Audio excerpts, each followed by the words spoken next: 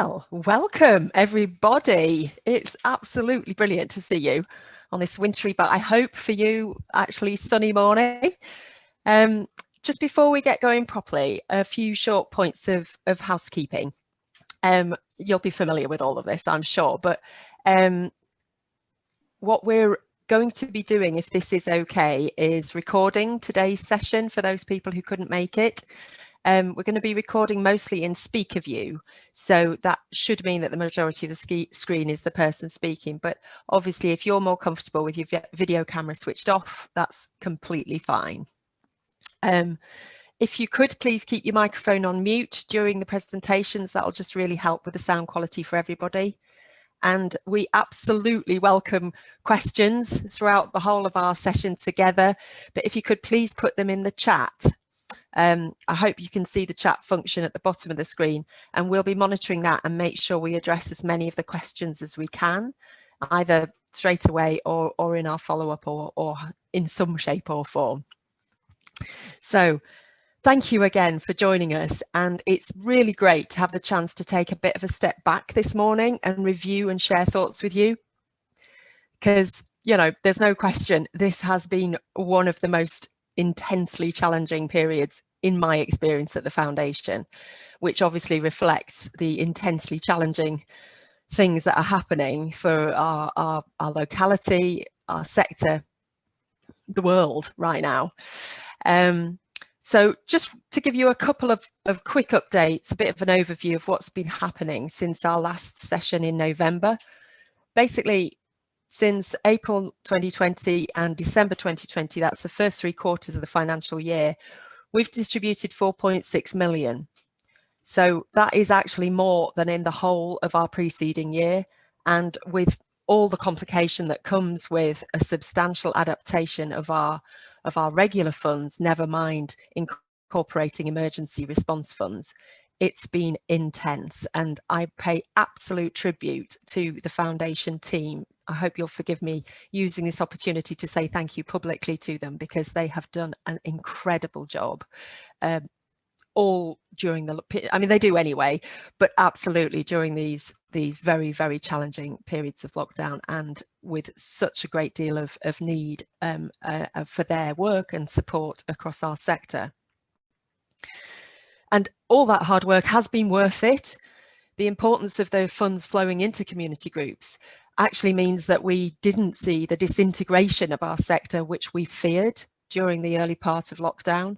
We were very worried, as I know I shared with you before, that a lot of the third sector groups that work with beneficiaries might have to furlough, and what that would mean was there would be no contact for the beneficiaries that depend so much on the groups that we work with. The majority, as you know, of the groups we work with are those grassroots local community groups, and they absolutely depend on the bits of finance that we're able to channel through to them.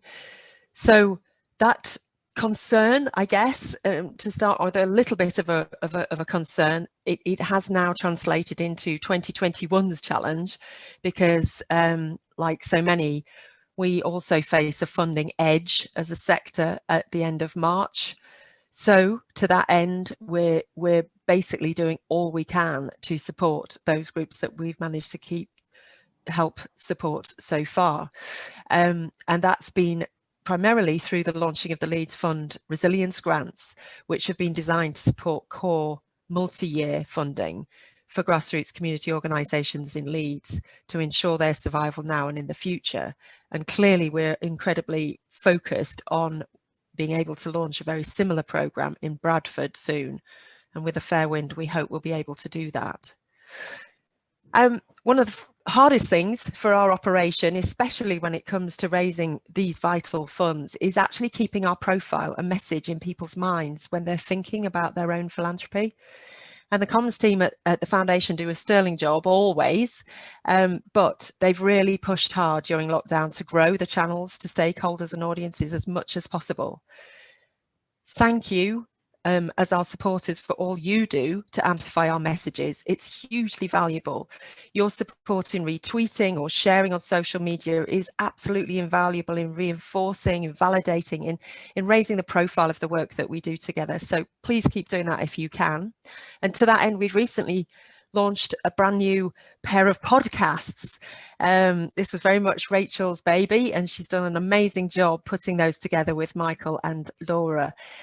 Give Love Leeds and Give Love Bradford are two new podcasts, which if you have time, and I know it's challenging for time at the moment, but if they're really well worth a listen on Spotify and iTunes. It's great to hear the experiences of communities on the front line in Bradford and Leeds. They're just so magnificently inspiring in these dark days.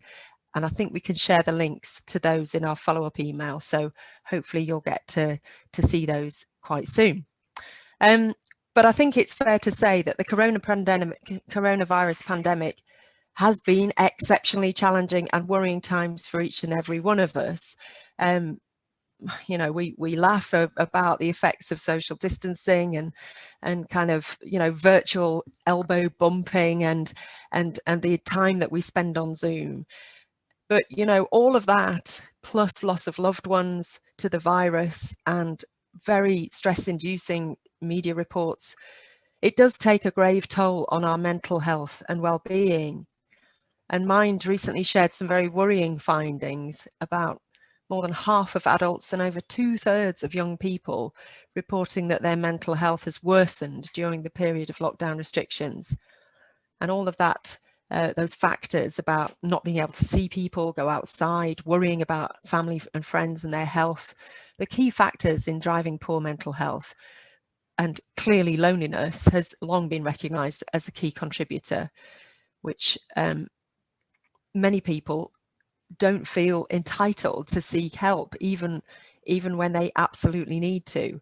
And some people also have difficulty accessing it. 1 in 3 adults and more than 1 in 4 young people didn't access support during lockdown because they didn't think they deserved the support.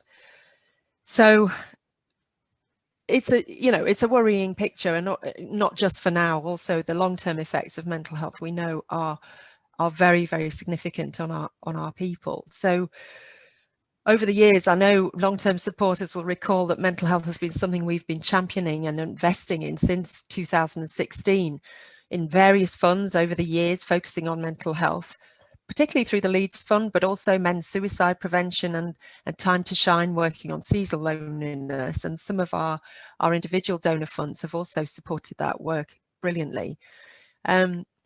Just sort of grouping that together, it's well over £1 million into 73 different groups supporting hundreds of Leeds people. And recently we're looking again to support similar kind of work across Bradford. Further, there's a new fund which is focusing particularly on mental health inequalities in ethnic minority groups and addressing self-harming in Leeds programmes. And so just to give us a bit of a context to that work and thinking, it's my absolute pleasure to introduce our ambassador, Stevie Ward. I don't think he needs much introduction, but I'm going to anyway. He's former captain of Leeds Rhinos, born in Leeds, working in this area of mental health for some years with incredible effect, especially among men, young men. He's the founder of Mentality. I'm sure he'll tell you all about this, but we're hugely proud to introduce him as our ambassador, championing the work we're able to support around mental health. He's recently been forced to retire from his day job because of the effects of concussion, which we know are still with him. Please remember you can pop any questions in the chat, but first of all, Stevie Ward, everyone. Hey guys, and thanks for that, Kate. Quite remarkable to listen to the effects which we all find themselves in and the challenges, and I'm really humbled to be here speaking virtually to everyone today, just because I'm very much aligned with what the Leeds Community Foundation are doing, and you know what a hub it is to source the help and the funds and the management to get to those places that need it. So really proud to be here, and thanks for the introduction, Kate. I'm obviously Stevie Ward. I'm an ex-professional rugby league player, an ex-captain for Leeds Rhinos. I'm now retired, after Kate mentioned of the effects of post-concussion syndrome, which are the physical symptoms of migraines every day, dizziness when walking over 5-10 minutes, balance issues and light sensitivity to screens, and that also brings the emotional side of it. You know, you just never imagine the effects that having a few or quite a lot of big bad knocks to the head could administer. I sort of like to explain it as your brain being a box of all the ambitions, the goals, worries, anxieties, insecurities, having a real big bang, and all those can sort of find themselves unsettled, and it takes a good time to settle again. And it's you know, I'm talking live, I guess, in terms of how challenging it is really to manage all that and to go through life with that. But I think two things that I'm sure that Leeds Community Foundation are all over is the two things that have helped me that I can put my finger on for getting through these past 12 months. Is the support network that I'm lucky to have, you know, the community, the special friends that I've got, an amazing girlfriend, and, you know, strong foundations from my family too. And one other thing that I think is becoming more and more needed, especially for young men, is a sense of purpose. I think we've all stepped out of the momentum of life for quite a bit, and I think that gives people time to think and reflect and consider purpose and direction in their life. And my purpose, I'm so lucky to have it. I'm so lucky to have a vehicle which is ready-made to direct that purpose through. And you know, rugby was a big vehicle for that. Unfortunately, it's coming to an end, but mentality is something which I feel I've got a purpose to help men with mental health, to make it more accessible and engaging, and to help people not suffer unnecessarily.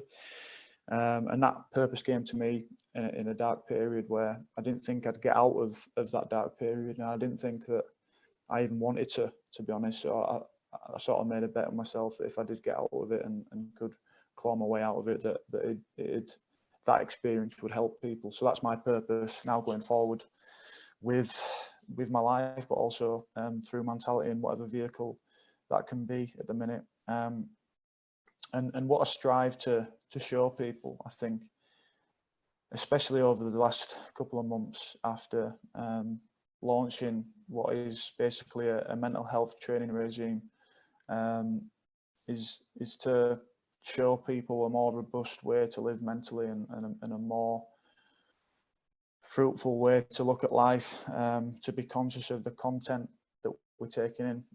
Kate mentioned the stressful sort of news reportings, and you know, I think it's really an opportunity to sort of gain some personal leadership in the purpose and in the values that we share, the community, the like-minded people that we speak with, and yeah, I just want to sort of commend Leeds Community Foundation for bringing these messages, allowing me to bring this message to you guys.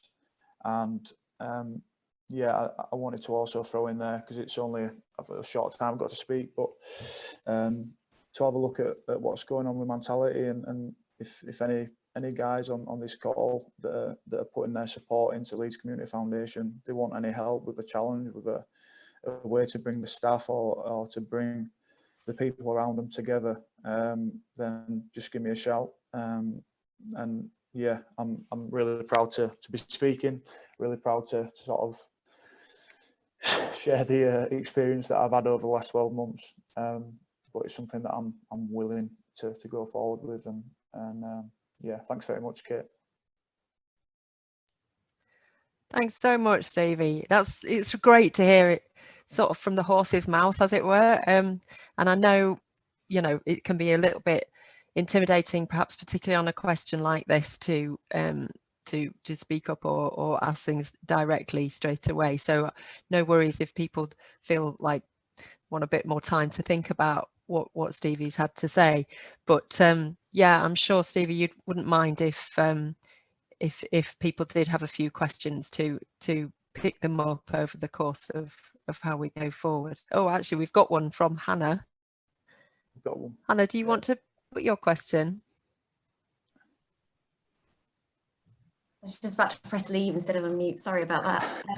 Don't go. Hi, Stevie. Thank you very much for talking to us. And I think it's a really, really important subject. I was just wondering, how do you think the discussion around mental health has changed over the years, especially, I guess, being a professional sports person as well?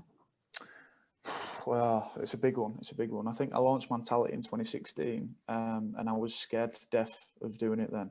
I think there was the odd number of people that spoke about mental health around then, you know, and I think where we are now is a better space. I think where we are now is opening up the conversation, and there's more people that are engaging mental health and making it accessible. And one thing that I'm looking at, this is just like over the last, well, few weeks, last month, I've really sort of been reading books from a feminist point of view, if that makes sense, and looking at in specific how like the sort of ready-made traditional package of masculinity which young boys grow up to adhere to, you know, how that stops us approaching mental health, and how you know, sometimes the risk of being vulnerable, there's better options and more damaging options because men find it so hard to be vulnerable, and it's not an openly discussed option. So I think we're definitely moving forward, and certainly in my world there's men that are more curious, and I think men certainly get to the stage where they sort of wake up and go, all right, okay, I've tried this for so long, and there's got to be another way. And I think when that curiosity happens, whether it's through a tough time, whether it's through just realizing that what's going on in your life doesn't work, I think that's you know, a scary and daunting time, but also it could be one of the greatest times for men, because they access another way to look at mental health and look after themselves too. That's really, really great, actually, Stevie, to hear that there's, you know, there's so much more coming to the fore now than you know, just a few short years ago. Obviously, you know, every year that before is a sort of year lost in terms of people's earlier mental health journeys, but thank goodness some of them are starting to access some support now. Nicola, you've put a bit of a question in the chat. That would be great. Do you want to put that now? Wow, brilliant.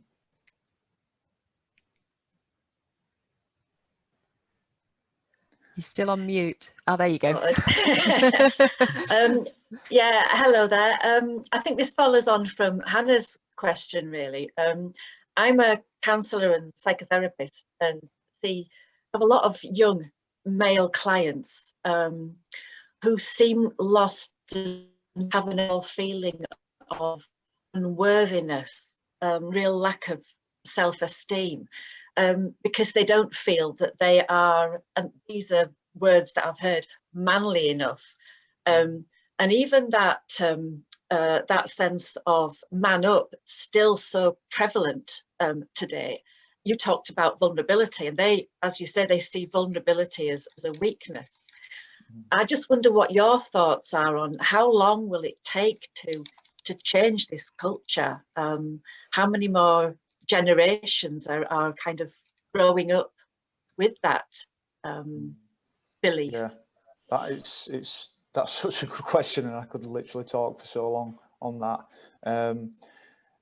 Yeah, that sort of manly enough, you know, I think there needs to be an editing of beliefs when it comes to being a man, and traditions for what that means when it comes to being a man, because you know, there's a certain momentum rush towards that traditional sort of machoistic sort of belief, which is sort of the popular one. That in itself, without anything around it, without any option or access to being vulnerable, can be quite damaging, because in my experience from speaking to people and from being in the sporting world, it's just so full on. It's like being a warrior, just constantly achieving, constantly sort of, achieving what is presented to them, status, achieving, it might be in sporting arena, trophies, medals, and all these little notches that they see as the conveyor belt or the treadmill to go through. That can be quite damaging in itself, because it's sort of short term. And I think when people get to a point, I got to a point where it wasn't working for my happiness or well-being anymore. But I think there's also another sort of cohort of men, talking really broadly, that see that and feel insecure about not being that sort of man. And I'm going really deep and stuff here, but the work that I do and that I hope to continue doing is that whatever stereotype or whatever sort of personality or whatever facade, if you like, is sort of there, I hope to let people speak about masculinity, to speak about mental health, and because everyone's different, everyone's unique, and it's important for men to understand that when they are vulnerable, it's like coming into a new world, something that they're probably not aware of, and they come into a new world where they can forgive the past, they can forgive what's going on for them right now, because in that sort of ready-made package, suffering mentally is not an option. It is not an option. So I think when you can step into a world which is more vulnerable, more authentic, then you get onto another sort of how can I say it? Another sort of arena, which I've got experience with fellow teammates that it takes them so long to ask for help, takes them to go to literally the bottom to actually ask for help and consider help. But once they ask for it and they see a new path or a new opportunity to better themselves, they just merge into that and just almost take that attitude on what they were on one train of thought, but into another train of thought, and achieve in terms of getting better mentally, achieve in terms of speaking more openly. And I think we need to present that option a lot more as a possibility. And I hope that I can keep providing that example for people, if that makes sense.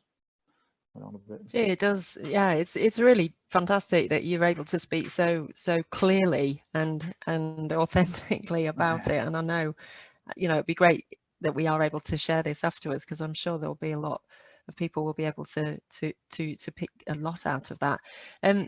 There's a couple more questions. I hope you're okay still to answer some more, Stevie. Yeah. Laura, and then Claudia. Laura, would you go next? Yeah, I think our question's the same, so I'll let Claudia take the floor. Okay. Oh, hi. My question was, what work is being done with boys currently to address mental health issues before they become men? Because as the mum of a son, we've done some great work in uplifting girls and uplifting women and supporting girls and women, but it seems like it's at the expense of boys, and the balance is really tipped. And all these little messages that boys get, I think is really damaging, but no one seems to be addressing that before they become the adults that need the help. Yeah. Do you have anything to add, Laura? Yeah. Did you want to add on to that, Laura? Yeah, I think I'd say exactly the same. I think I'm Okay. a young boy as well that already sort of, has worries at 10. How do you, Yeah, and I'll say this with caveat, like the usual, the fire or the hunger to achieve and to strive is what's needed. It's what's needed for men. It's what's needed for women. But I think I'll go back to saying what I said before, that option or that engaging with a male or a youngster in the other side of life, which isn't really often presented, I did something with my old high school and some other education places. I did something called mentality in education, and literally that was about 5 weeks worth every Monday, doing something with a group of year 11s that had so much potential, but it was the direction of it was just here, there, and everywhere. And we were just sort of practiced openly speaking and sharing about our lives, sharing about the stuff that they wouldn't usually speak about in the schoolyard, practicing giving feedback, receiving it, and being serious and respecting each other. And these are things that you can find sometimes if you're lucky in a rugby environment. But I think, yeah, it's like it doesn't have to be so far towards reaction to mental health. I think it's almost proactive in letting youngsters figure out for themselves what it is to respect each other, what values are, and you know, what everyone does in the world is yearns for that social connection. And I'm watching this program. It's The Secret Life of a 4-year-old. I think on Channel 4. I don't know if anyone's seen it, but you can just see that the yearning for connection and yearning for friends. And it's like, if you can assemble an environment and a culture, you know, culture is people like this do things like this. If you can assemble a culture and start that off where it's okay to be vulnerable, where it's okay to speak about what happened last night, where it's okay to feel brave enough to step into that, then, you know, I think that's sort of the starting point. Sort of changing the culture and changing the environment and making it okay for men to do it. I think that leads really well, actually, Stevie, onto a couple of questions which are about your sporting experiences.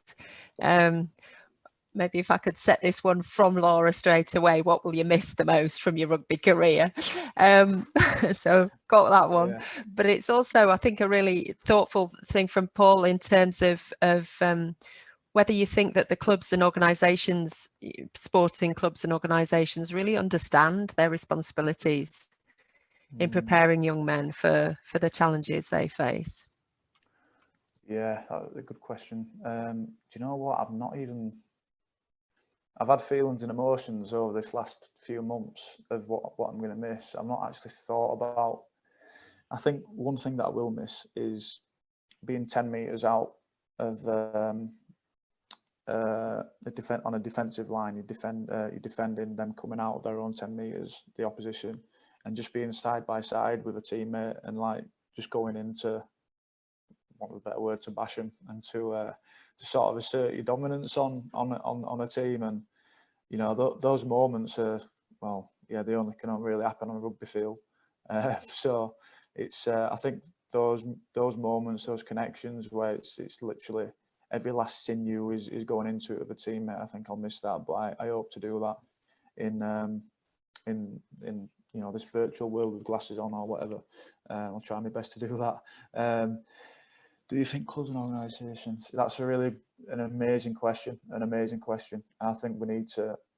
There's so much further that we can go in terms of acknowledging what people can go through and accepting what people can struggle with.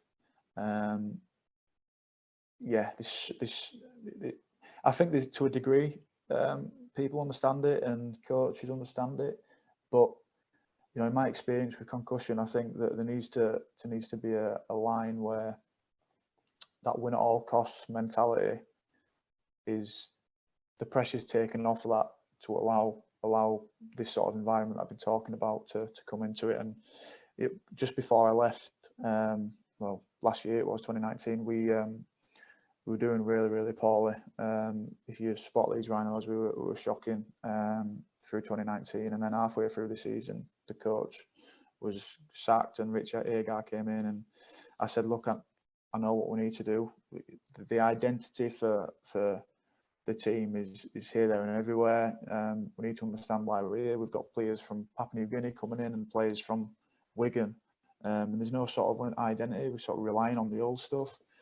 So we needed to have some meetings on values and behaviours and identity of who we were, and you know, we turned it around, and that was after getting knocked out against Bradford Bulls in 2019 in the Challenge Cup, where we were probably at the lowest. But you know, after sort of instilling that environment and culture, you know, we've won the Challenge Cup this year, and the last team meeting that I went to as a player, all the guys were sort of saying, you know, the question was put to us: what improvements can we have? How can we keep going with what we're doing? And people are, this is how much it can transform.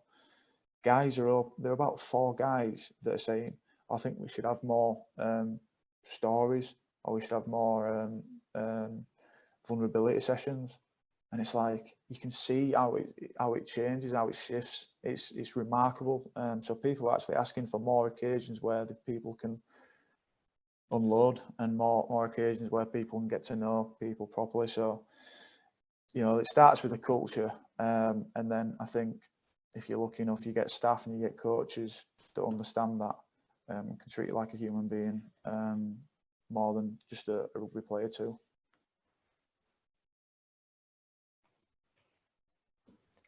It's really great to hear your stories. I feel like we're very privileged to have a bit of an insight into what goes on behind changing room doors, as it were, Yeah. in a way that we don't normally get. Any other questions that anyone else would like to put to Stevie? It's nice to see you also, Christine, our other ambassador on the call. Thank you for joining us. And apologies for my lateness. I had work were ringing me about something, and it all ended up just taking. So I quickly emailed Rachel. I hope you got it, just to say I am going to join. So it's nice. I just caught the last 5-10 minutes, and it was very interesting. Very interesting to hear that perspective. Absolutely.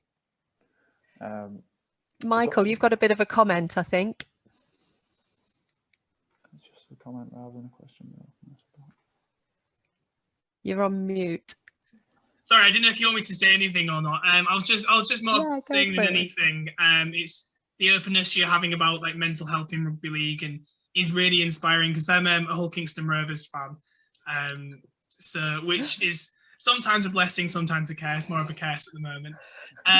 But it's really inspiring to hear kind of your openness about it, and like what rugby league can do, because like you say, I think there's a lot of kind of like masculinity in the sport, and not talking about any mental health issues as much. And I think it's definitely moving in the right direction, but there's more to be done, and I think it's great that you're speaking about it, basically. So that's all. I'm a comment more than the question.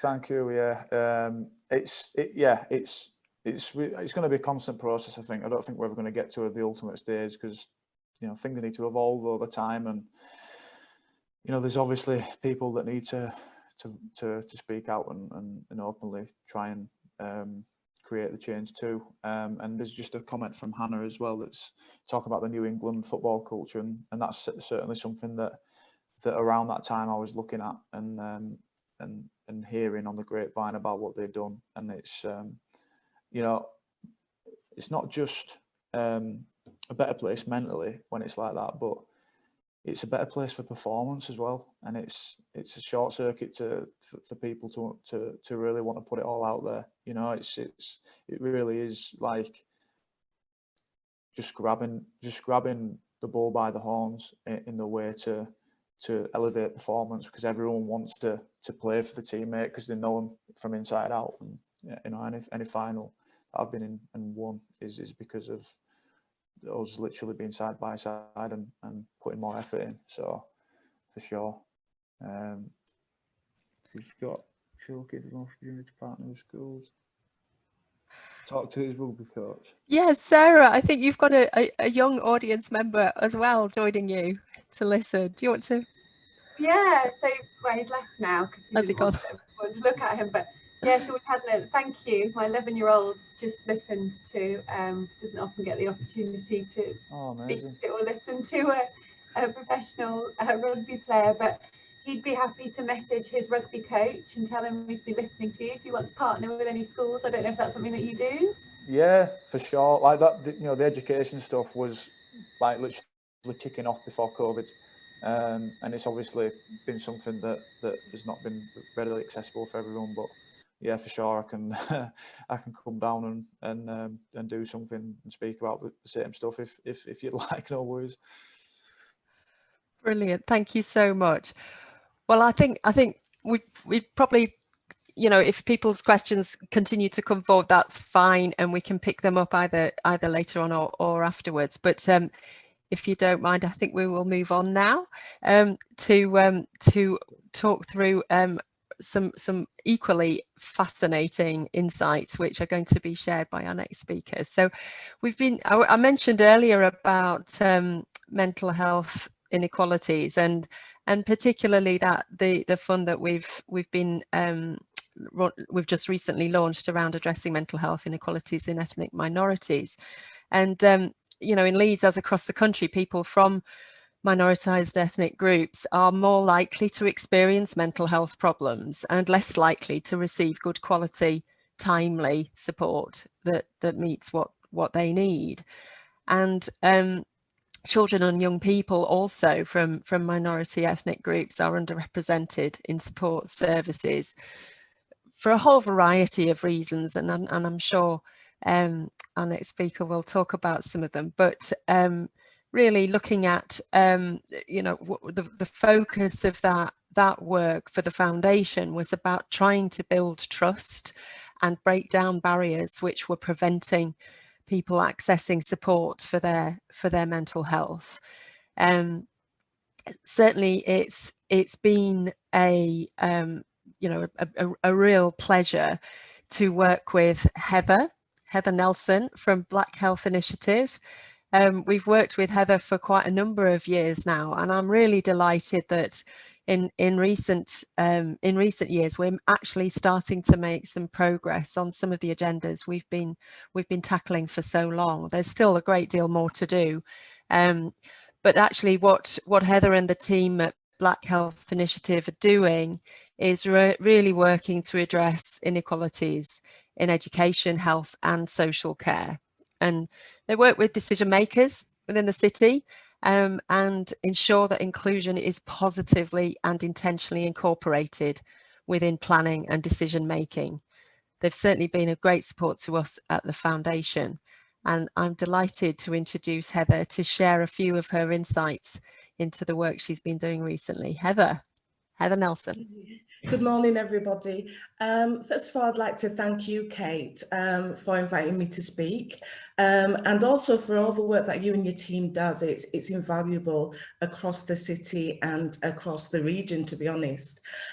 Stevie, this should have put me on first and you followed after me because you're brilliant. I don't know how I can engage as deeply as you did. It was heartfelt and a good presentation.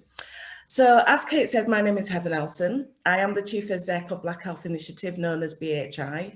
Our main office is here in Leeds, but we do work across the Leeds City region, wherever our work is valuable, but also where we're successful with bids. Why do we do what we do?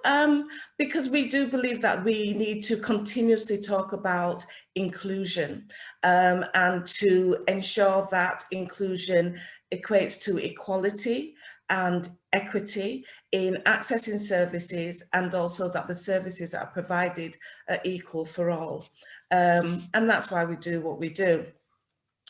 In regards to, I was asked to speak about also funding, and I think I want to concentrate on the funding that we've had recently through Leeds Community Foundation, which was the infrastructure grant. The infrastructure grant totally was, I don't know, it was invaluable in the fact that it was so flexible. It meant that small to medium-sized charities, organisations actually had an opportunity to place money where it was best needed. Now, we all understand that we need to be accountable for the funds that we get, but to be able to say, okay, we're going to use this money for core funding rather than project funding was for me a first, and I know for many of the organisations that we come across as BHI, that was like a lifeline, especially during the pandemic. So, you know, hopefully we'll be able to see more of the infrastructure grant or the resilient grants, because they do help the smaller to medium-sized third sector organisations to continue, especially in a time when the funding has been cut for, you know, the priorities have been about the pandemic, which is fair enough.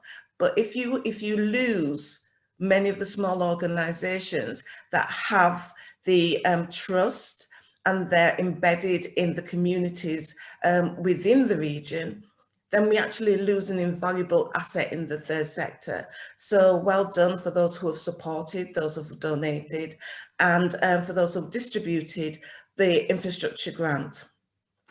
I'm going to move on now to the mental health issue that we have. And I say we, talking from diverse communities.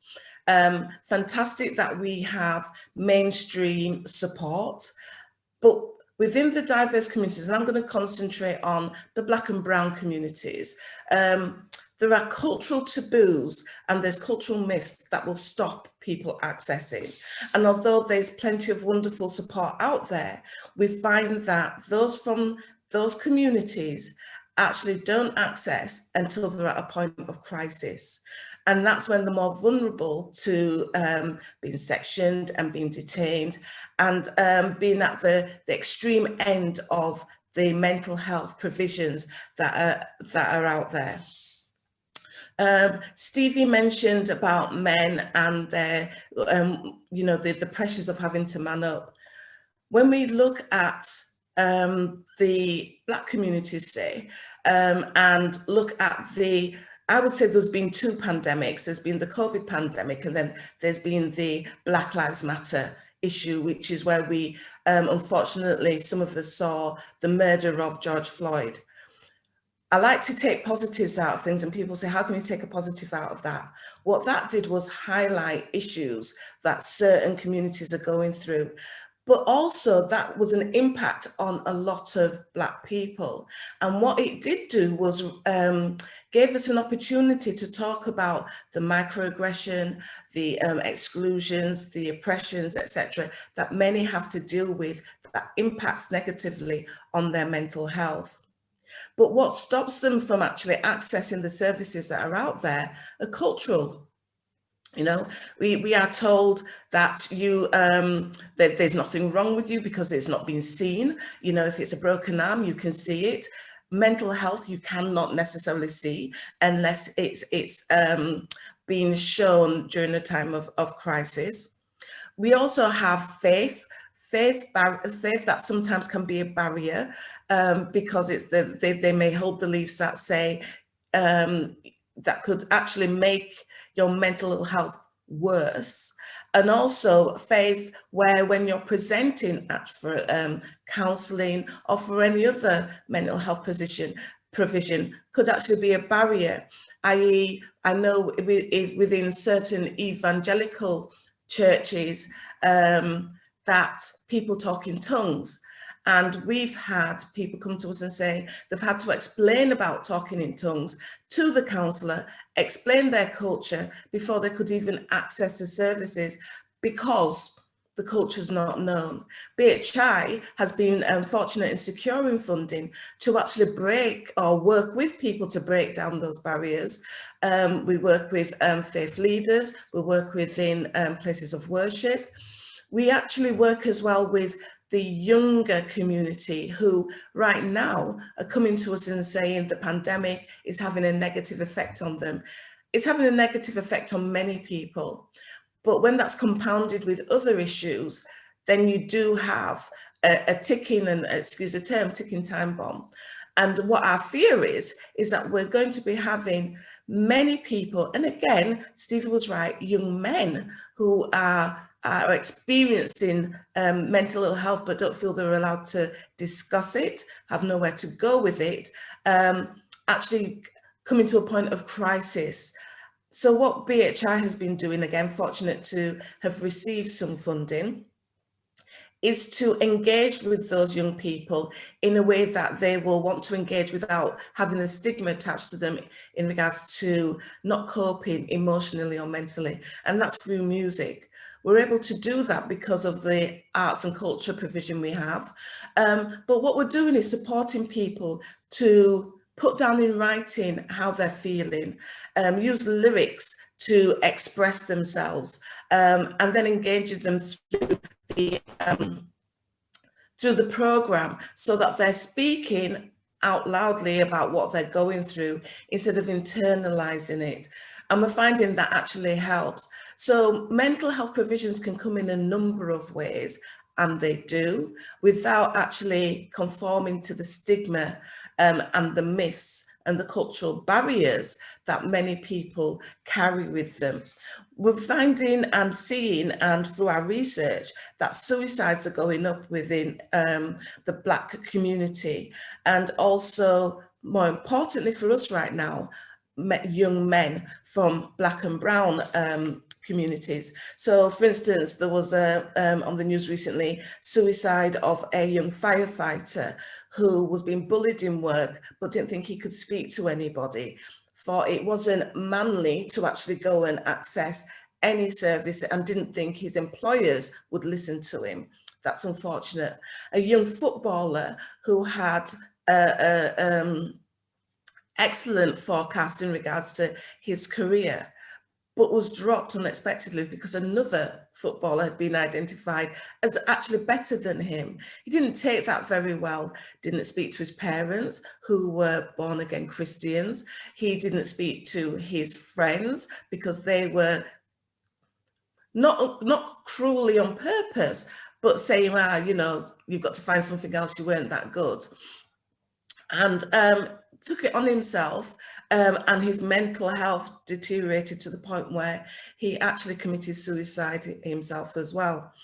So what we do have to do is be mindful of the divisions that we have and the reasons why some people will not access services, and make sure that all services are accessible for everybody. But also, if we need specialisms, which we do sometimes need specialisms within specialisms, is to ensure that we have provisions that will address these cultural issues, and make sure, if anything, make them open door ready, as one of a better term, to access the mainstream services. So almost like a first stage.